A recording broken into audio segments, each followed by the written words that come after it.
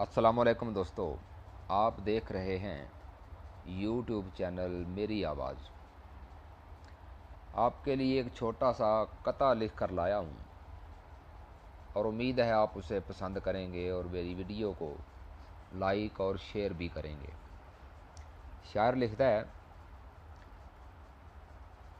बड़ी दूरों असी करन दीदार आए।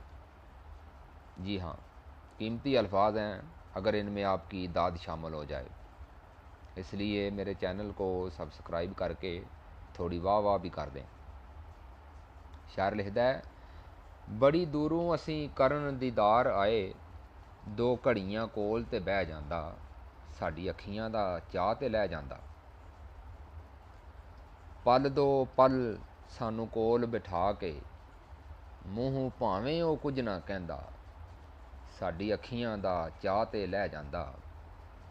पल दो पल सानू कोल बिठा के, मूँह भावें ओ कुछ ना कहंदा, साडी अखियां दा चाह ते लै जांदा।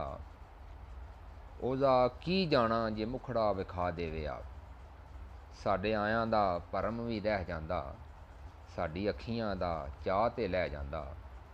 जी हाँ दोस्तों, अगर मेरी वीडियो अच्छी लगे, मेरे अल्फाज पसंद आएँ तो वीडियो को लाइक शेयर और कमेंट में अपना इज़हार ख्याल ज़रूर करिएगा।